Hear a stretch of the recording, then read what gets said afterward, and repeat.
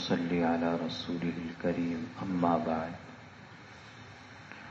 عن أبي هريرة رضي الله تعالى عنه قال قال رسول الله صلى الله عليه وسلم: أشهد أن لا إله إلا الله وأني رسول الله لا يلقى الله بهما عبد غير شاك فيحجب عن الجنة أو كما قال سيدنا رسول الله صلی اللہ علیہ وسلم. حضرت ابو ہریرہ رضی اللہ تعالی عنہ سے روایت ہے، فرماتے ہیں کہ رسول اللہ صلی اللہ علیہ وسلم نے ارشاد فرمایا کہ اشہد ان لا الہ الا اللہ وانی رسول اللہ، یعنی اس بات کی گواہی دینا کہ اللہ کے سوا کوئی معبود نہیں اور محمد صلی اللہ علیہ وسلم اللہ کے رسول ہے. آپ نے فرمایا جو ان دو گواہیوں کے ساتھ قیامت کے دن اللہ سے کوئی بندہ ملاقات کرے اور اس کو ان دونوں گواہیوں میں بالکل شک نہ ہو بلکہ کامل یقین حاصل ہو، تو اللہ تعالیٰ کے حضور جب یہ حاضر ہوگا تو اسے جنت میں جانے سے بالکل بھی نہیں روکا جائے. یہ کامل یقین اس کو جنت میں داخل کروائے گا. یہ جو حدیث کا ایک ٹکڑا بھی آپ کے سامنے عرض کیا، یہ ایک لمبی حدیث کا ایک حصہ ہے. یہ ایک واقعہ ہوا تھا غزوہ تبوک میں.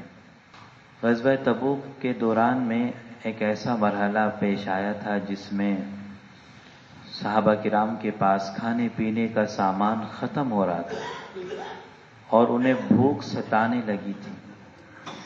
تو کچھ صحابی حاضر خدمت ہوئے اور عرض کیا یا رسول اللہ اگر آپ اجازت دیں تو یہ جو ہمارے پاس اونٹ ہیں ان میں سے ہم چند اونٹوں کو ذبح کر لیں اور ان کا گوشت استعمال کر لیں، ان کا روغن محفوظ کر لیں.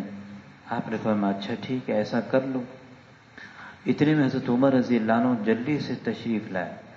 عرض کہ یا رسول اللہ آپ نے جس بات کے کرنے کا انہیں ہاں کر دی ہے اس سے نقصان ہو جائے گا.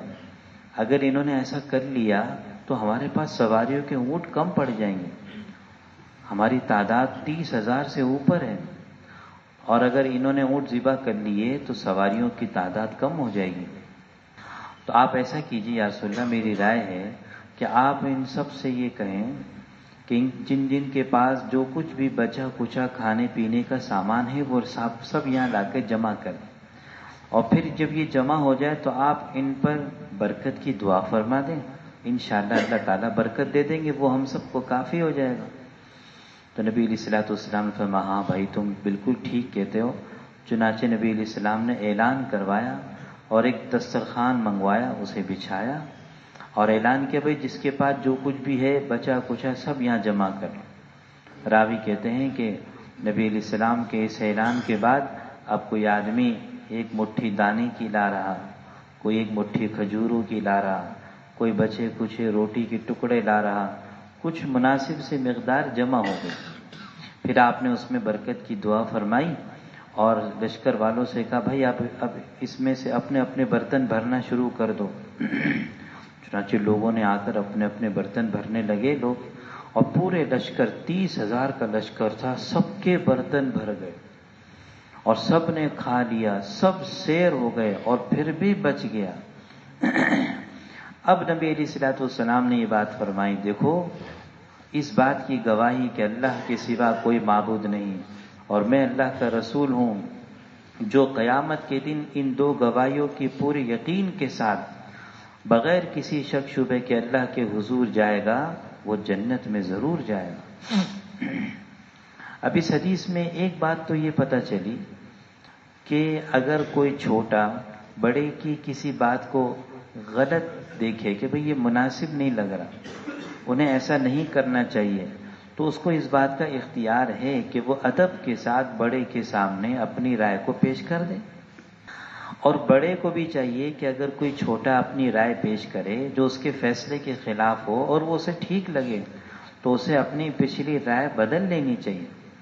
نبی علیہ الصلوۃ والسلام کے سامنے عمر رضی اللہ عنہ نے آپ کے فیصلے کے خلاف بات پیش کی، لیکن آپ کو ٹھیک لگی، آپ نے کوئی برا نہیں بنایا، آپ نے بات کو قبول کر لیا۔